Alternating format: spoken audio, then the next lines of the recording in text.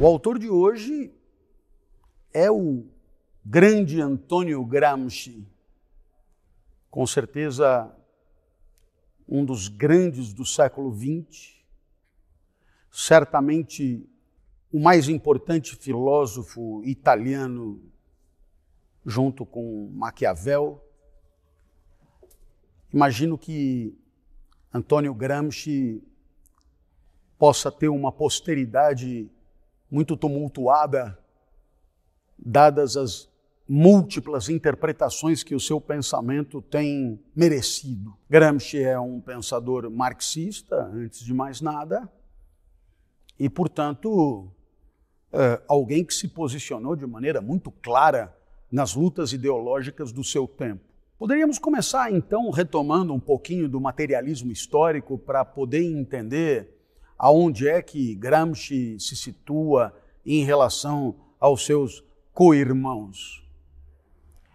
Poderíamos, então, lembrar que o materialismo histórico é uma forma proposta por Marx para interpretar a realidade histórica do seu tempo a partir de um entendimento propriamente materialista. Nesse sentido, Marx se apresenta no século XIX como um intérprete da realidade às antípodas de Hegel, ainda que ambos escorados na dialética.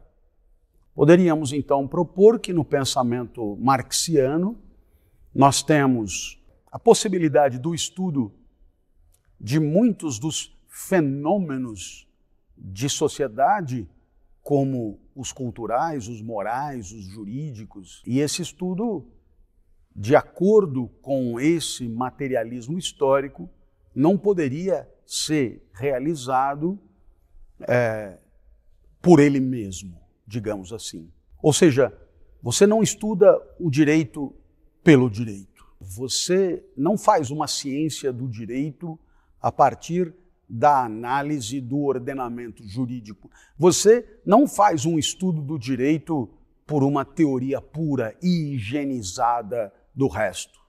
Estudar o direito, portanto, é inscrevê-lo num cenário teórico mais amplo, e o direito, portanto, junto com a moral, junto com a cultura, junto com a arte, junto com a religião, são ditos elementos superestruturais, e essa superestrutura tem a ver com aquilo que mais imediatamente encontramos no mundo, né? No mundo da sociedade, no mundo das interações, no mundo da vida que vivemos. Naturalmente que, dentro da perspectiva do materialismo histórico, as causas mais profundas, as raízes explicativas mais consistentes da moral, da religião, da cultura, das artes, do direito, estão fora deles. Estão, portanto, na chamada infraestrutura. Razão pela qual o entendimento pleno da infraestrutura da sociedade é condição para a compreensão da sua superestrutura. A infraestrutura é constituída pela economia da sociedade e mais concretamente, pelas forças de produção e pelas relações de produção. As forças de produção são a matéria-prima, a mão de obra, né? Em outras palavras, aquilo que materialmente é usado para produzir bens. As relações de produção são aquilo que juridicamente organiza as forças de produção. No caso do sistema capitalista, as forças de produção giram todas em torno do mesmo eixo, a propriedade privada dos meios de produção. E por conta desse eixo, as forças de produção acabam se organizando em torno de duas categorias. Aqueles que detêm, que são proprietários dos meios de produção, e aqueles que participam da economia vendendo a sua força de trabalho. Portanto, você tem claramente dois grupos. O grupo dos proprietários, e veja, é meios de produção. Meios de produção. Então, se você tem um apartamento em Miami, isso não te coloca nesse grupo. É meios de produção, né? tipo o dono da fábrica, o dono da terra, etc. Meios de produção. E é exatamente a partir dessas duas categorias que você assiste ao surgimento da ideia de classes sociais. No caso, a dos proprietários, denominar-se-á burguesia, e a dos não proprietários, proletariado. Pois muito bem, como é que essas duas classes se relacionam em função, né, do que é o capitalismo? E, portanto, aqui a ideia é que há entre burgueses e proletários um conflito. E esse conflito vai ganhar o nome de luta de classe.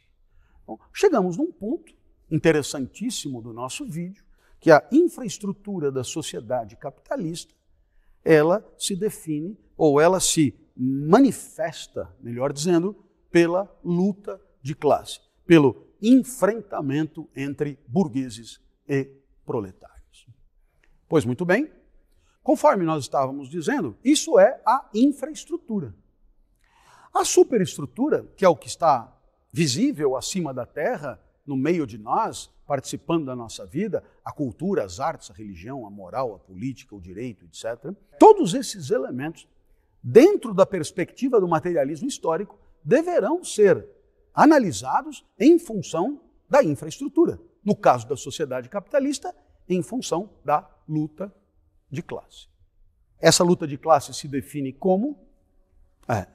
É mais ou menos assim, ora ganha um, ora ganha outro. Não é uma luta equilibrada. Por mais que haja resistência, por mais que haja luta, por mais que haja muita iniciativa, o fato é que há, por parte da burguesia, uma dominação, né?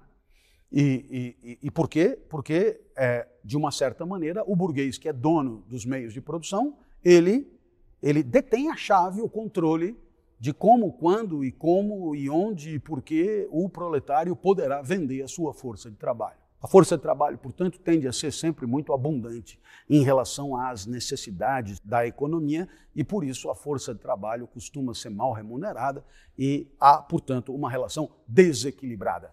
É uma relação de dominação. Poderíamos, então, dizer que na sociedade capitalista a infraestrutura se caracteriza pela luta de classe, que é, no fundo, uma dominação de classe.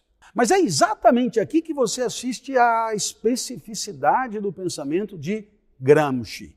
Muito embora sendo um pensador herdeiro do legado marxista, Gramsci tem, da relação entre infraestrutura e superestrutura, um entendimento diferenciado.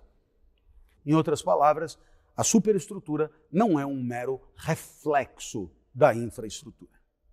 Enquanto Lenin defende a tese, né, de que a superestrutura é, eu insisto, um reflexo da infraestrutura, daí o nome teoria do reflexo, né, Gramsci proporá um entendimento superestrutural mais rico e, portanto, menos determinado pela luta de classe e pela dominação de classe. E para isso, Gramsci teve que conceder aos elementos superestruturais um pouco de autonomia, uma autonomia relativa em relação às bases infraestruturais. Em outras palavras, o direito, claro, tem a ver com as classes sociais, mas o direito, ele tem, por assim dizer, uma vida própria. Um pedaço de vida própria, um pouco de vida própria. A literatura tem a ver com a dominação de classe, mas ela também tem vida própria. E assim por diante. Acho que você entendeu um pouco da nuance, né, do arejamento que Gramsci trouxe ao materialismo histórico marxiano.